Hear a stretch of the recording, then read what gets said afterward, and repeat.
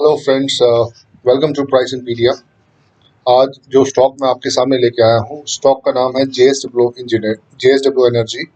और ये stock power generation और डिस्ट्रीब्यूशन सेक्टर से है। तो आइए इस स्टॉक को हम करीब से जानने की कोशिश करते हैं। तो इस वक्त स्टॉक का प्राइस एज ऑन 6 अगस्त है 248 रुपीज़। और इसका जो 52 वीक रेंज है वो 44.75 से लेके 258, जो इसका 52 वीक हाई था। तो मतलब ये स्टॉक काफ़ी ज़्यादा अप्रिशिएट हुआ है पिछले एक साल में। आप देखिए 44.75 रुपीज़ से आज स्टॉक का प्राइस 258.30 है। और यहाँ पर हम क्लियरली देख रहे हैं कि स्टॉक जो है वो अपने 52 वीक हाई से काफ़ी क्लोज है। तो अब अगर हम इसकी स्ट्रेंथ्स जानने की कोशिश करेंगे, इस कंपनी की स्ट्रेंथ्स क्या है, तो दोस्तों ये कंपनी जो है ये नेट प्रॉफिट, इसका जो क्वार्टर एंड क्वार्टर जो प्रॉफिट है वो इंक्रीज हो रहा है। कंपनी का जो डेप्ट है, जो कर्जा है, वो काफ़ी कम है। और इसकी जो प्रमोटर की जो भी प्लेजिंग वगैरह थी वो भी काफ़ी कम हो चुकी है। और एफआईआईज और एफपीआईज जो है वो कॉन्स्टेंटली इस स्टॉक के अंदर अपना हिस्सा बढ़ा रहे हैं, जो कि एक बहुत ही इंपॉर्टेंट बात है। और स्टॉक अपने 52 वीक हाई के आसपास है। और स्टॉक ने पिछले एक महीने में करीब करीब 20% गेन किया है। तो काफ़ी ज़्यादा मोमेंटम है इस स्टॉक के अंदर।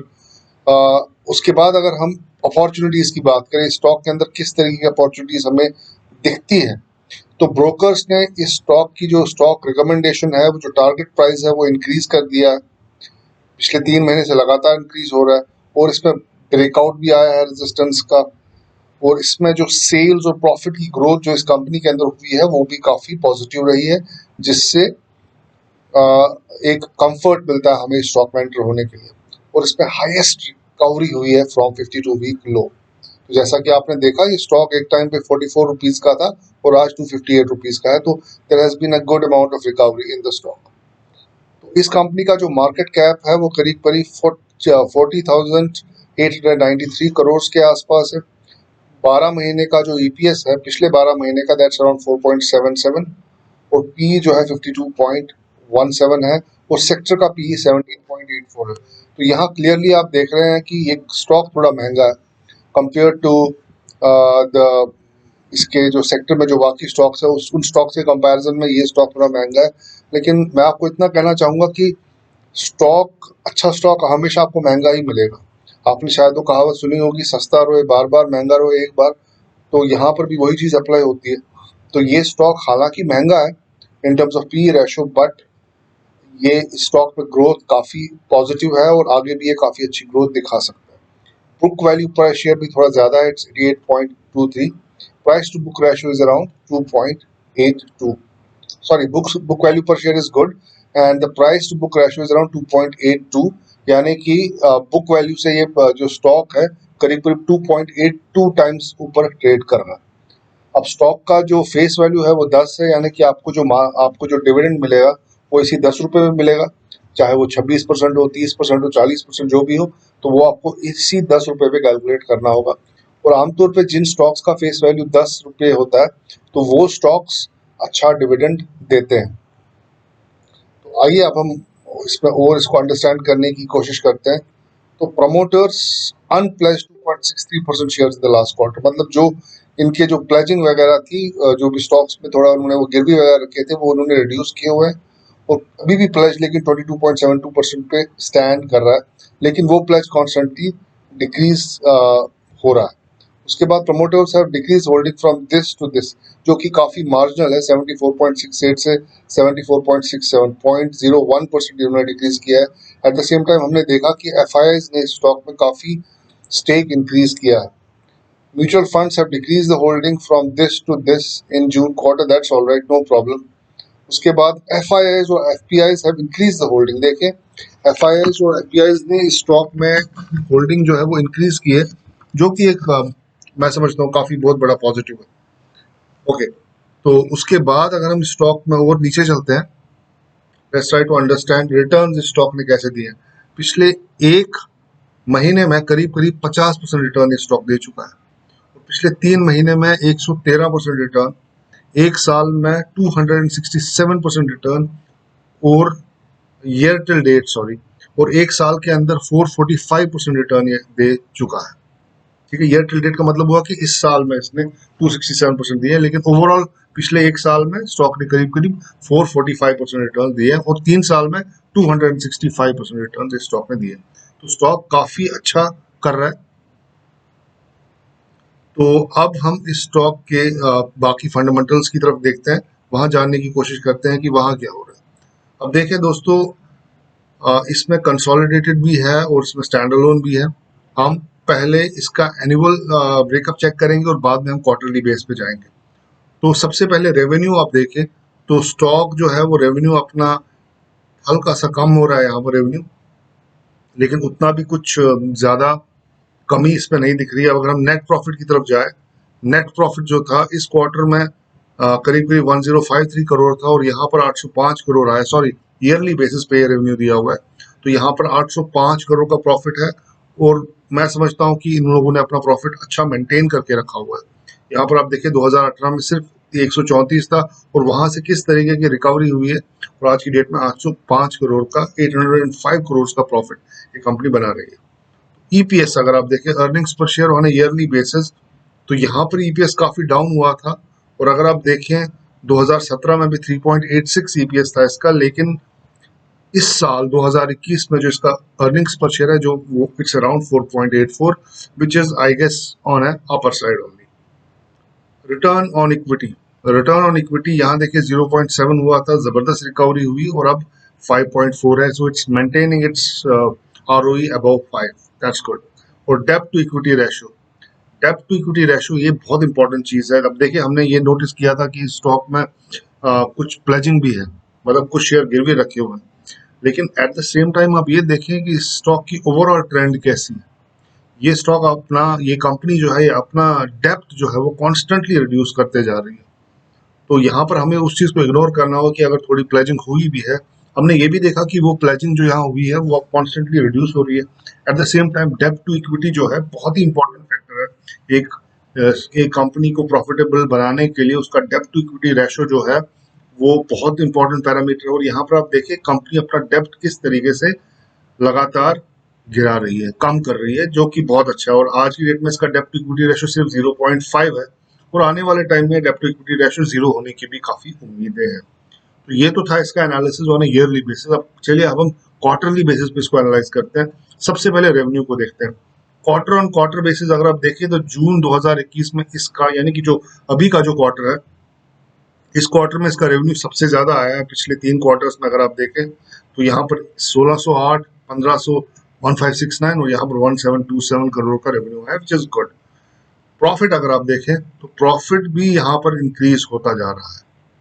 ठीक है जी, ये देखिए सितंबर 2020 में 138 करोड़, 99 करोड़, 205 करोड़। ये 200 करोड़ के ऊपर जब तक प्रॉफिट है तब तक इस कंपनी ने, मैं कह सकता हूँ कि अच्छा परफॉर्म किया हुआ है।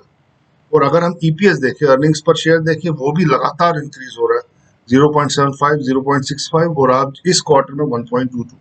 तो यहाँ पर हमें क्लियरली एक अच्छी इंडिकेशन मिल रही है कि ये स्टॉक जो है अपनी अप ट्रेंड को आने वाले दिनों में कंटिन्यू कर सकता है। अब अगर हम इसकी शेयर होल्डिंग पैटर्न्स को देखें कि प्रमोटर्स ने किस तरीके से इसमें अपना स्टेक रखा है, तो ये देखें साहब, प्रमोटर्स जो हैं, ये जो ब्लू में आपको दिख रहा है ये आपके, ये इनकी होल्डिंग है और ये देखिए 74.87, 74.67 वो उन्होंने कॉन्स्टेंटली मैनेज करके रखी हुई है। उसके बाद आ, आप देखिए जो इन्होंने प्लेज किए थे शेयर्स, ठीक है, तो यहाँ पर परसेंटेज थी 51.14, यहाँ पर डिक्रीज हो गई 44.47, यहाँ पर फिर से डिक्रीज हो गई 35% और यहाँ पर प्लेजिंग फिर से डिक्रीज हो गई है 25% और यहाँ पर प्लेज जो शेयर है वो 22.72% है। तो यहाँ पर क्लियरली आपको एक ट्रेंड दिख रहा है कि ये जो प्लेज शेयर है वो भी डिक्रीज हो रहा है। So this looks very positive. अब हम चलिए एफआईआईज के स्टैटिक्स देखते हैं कि एफआईआईज ने क्या किया है स्टॉक के अंदर। देखिए अगर एफआईआईज स्टॉक में पॉजिटिव है तो हमें पॉजिटिव होने में, मेरा ख्याल है, कोई ऐसी अड़चन नहीं आनी चाहिए, कोई ऐसा हमारे अंदर कोई डाउट नहीं होना चाहिए। तो यहाँ पर आप देखिए एफआईआई ने मार्च से लेके अब जून में अपना जो स्टेक है वो बढ़ाया है, इट्स फ्रॉम 5.55% टू 5.91%। अब आप बोलेंगे कि भाई 5.55 से 5.91% जो है it's just a jump of 0.41%, लेकिन 0.41% it's the percentage on their total investment, which could be in crores. So even this 0.41% matters a lot. It indicates कि उनका sentiment कैसा है और वो कितने positive है स्टॉक के बारे में. तो म्यूचुअल फंड स्कीम्स जो है जून 2021 के अंदर अगर आप देखें, इसमें 5 म्यूचुअल फंड स्कीम ने अपना पैसा बाहर निकाला. That's all right, we are not worried about that. और एफआईआईज जो है 111 एफआईआईज एफपीआईज जो है वो इसके अंदर अभी भी इन्वेस्टेड है. और इसमें जो इनकी चेंज हुई है वो 0.36 हुई, जो हमने ऊपर देखा था कि वहां पर थोड़ी चेंज आई है. इस सेक्टर में और भी बहुत सारे स्टॉक्स हैं. आप देखेंगे कि जो पावर कंपनियां हैं वो आज के डेट में काफी अच्छा कर रही है. तो यहाँ पर टाटा पावर के भी रिसेंटली नतीजे भी आए थे, तो काफी अच्छे रिजल्ट टाटा पावर ने प्रेजेंट किए थे. तो Tata Power is very good in this sector as well. तो खैर, हम बात करें जेएसडब्ल्यू एनर्जी की, तो ये तो थे फंडामेंटल्स जेएसडब्ल्यू एनर्जी के. फंडामेंटल से हमें ऐसा लग रहा है कि ये स्टॉक काफी अच्छा कर सकता है. हमने इसका आरओई आरओसी वगैरह हमने देख लिया और हमने डेप्ट इक्विटी भी देखा. हमने देखा कि कुछ शेयर्स इसके प्लेज्ड है, लेकिन वो प्लेजिंग परसेंटेज जो है वो कम होती जा रही है. So it's a turn around candidate, right? It's a turn around candidate जो अपने फॉर्च्यून्स को टर्न कर रहा है और आने वाले टाइम में अपना जो डेप्ट है रिड्यूस करेगा. और आपने देखा कि कितने क्वार्टर से ये अपना डेप्ट कॉन्स्टेंटली रिड्यूस करता जा रहा है और उसकी प्रॉफिटेबिलिटी जो है वो कॉन्स्टेंटली इंक्रीज होती जा रही है. रिटर्न ऑन इक्विटी इंक्रीज हो रहा है और return on capital employed increase हो रहा है, जो कि काफी पॉजिटिव इंडिकेशन है.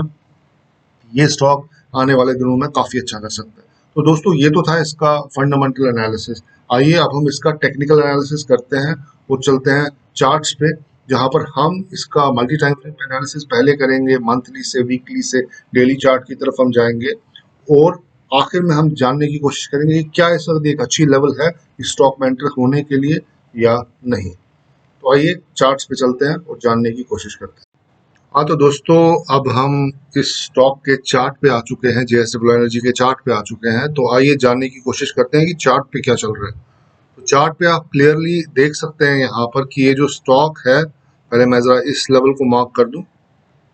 ओके, तो ये जो स्टॉक है ये लिस्ट हुआ था करीब करीब 109 रुपए पे 2010 के आसपास, लेकिन कभी भी ये इस लेवल को मेंटेन नहीं कर पाया और वापस नीचे चला गया, 36 रुपीज पे चला गया. 36 रुपीज पे जाने के बाद आप देख रहे हैं इस स्टॉक में करीब करीब यहाँ पर 125 रुपए का लिस्ट हुआ था लगभग, और यहाँ पर 30 रुपए का हो गया. तो समझ लीजिए 1/3 इसके अंदर जो था वो प्राइस कम हो गया. फिर यहाँ पर एक बॉटम बना, उसके बाद यहाँ पर एक बॉटम बना, और 2 बॉटम बनने के बाद जो भी एक कंसोलिडेशन हुई स्टॉक के अंदर, कंसोलिडेशन होने के बाद स्टॉक वापस इस रेजिस्टेंस पे पहुंच गया, वापस वहीं पे पहुंच गया जहां से इसकी जर्नी शुरू हुई थी. फिर से यहाँ पर प्राइस सस्टेन नहीं हो पाया और प्राइस वापस नीचे चला गया. इस बार जो कंसोलिडेशन आप देख रहे हैं काफी लंबी चली स्टॉक के अंदर. ये कंसोलिडेशन शुरू हुई थी 2015 में और ये चली कब तक? 2020 तक. 2020 में आप देख रहे हैं कि कोरोना का फॉल आया और फाइनल बॉटम जो स्टॉक में था वो यहाँ पर बना दिया. और ये बॉटम कब बना है? ये बॉटम बना है 42 रुपीज पे, और ये बना है मेरा ख्याल है फरवरी या मार्च अप्रैल 2020 के आसपास. उसके बाद आप देखिए स्टॉक ने किस तरीके की रिकवरी दिखाई है और स्टॉक का प्राइस काफी जबरदस्त तरीके से ऊपर गया है. तो जाहिर सी बात है काफी सारी डिमांड इस स्टॉक के अंदर आई होगी जिसकी वजह से स्टॉक काफी ऊपर गया. तो खैर, ये तो है हमारा मंथली एनालिसिस. अब हम चलते हैं इस स्टॉक के वीकली एनालिसिस पे. तो दोस्तों, अब जो हमारा फोकस होगा वीकली एनालिसिस में, हम जानने की ये कोशिश करेंगे कि कोविड के बाद ये स्टॉक का प्राइस कितना इंप्रूव हुआ है और कितना आगे गया है. तो यहाँ पर आप देखें, it has gone up by 543%, which is huge. मतलब अगर आपने इसके अंदर 1 लाख रुपया लगाया होता कोविड के बाद, तो आज आपके पास करीब करीब 5 लाख रुपए होते. और अगर आपने 5 लाख लगाए होते तो आपके पास 25 लाख होते. और अगर आपने 25 लाख लगाए होते तो आपके पास 1 करोड़ 25 लाख होते. तो आप खुद सोच लीजिए, आपने अगर 1 करोड़ 25 लाख रुपए लगाए होते स्टॉक के अंदर, तो आज आपके पास कितना पैसा होता. खैर, ये तो है इसका वीकली चार्ट जो क्लियरली ये बता रहा है कि स्टॉक एक जबरदस्त अप ट्रेंड में है और ये जो मेजर रेजिस्टेंस थी वो स्टॉक ने तोड़ी है ऊपर की तरफ. अब आइए हम चलते हैं इसके डेली चार्ट की तरफ और डेली चार्ट में जानने की कोशिश करते हैं कि क्या चल रहा है यहाँ पर. तो यहाँ पर स्टॉक ने एक जबरदस्त एक बेस बनाई है. तो ये बेस बनाने का मतलब ये है कि अब ये स्टॉक यहाँ तैयारी कर रहा है, एक लॉन्च पैड बना रहा है अपने लिए, ताकि ये और ऊपर जा सके। तो क्लियरली हम यहाँ पर एंटर कर सकते हैं। इतनी अच्छी बेस बनने के बाद ये बेस 1 2 3 4 5 6 7 8 9 10 दिनों से बेस बन रही है यहाँ पर, और हमारा जो स्टॉप लॉस होगा वो इस बेस से थोड़ा नीचे होगा, और हमें आने वाले दिनों में 20 से 25% का टारगेट इस स्टॉक के अंदर रख सकते हैं। उम्मीद ये कर सकते हैं कि ये स्टॉक ऊपर जाएगा। लेकिन इतना मैं आपको बताना चाहूंगा कि ये स्टॉक के फंडामेंटल्स जो है उतने अच्छे नहीं है, लेकिन ये बात जरूर है कि ये स्टॉक अब इम्प्रूव कर रहा है और इसमें कॉन्स्टेंटली जो डेप्थ है वो रिड्यूस होता जा रहा है, और ये एक टर्न अराउंड स्टोरी है।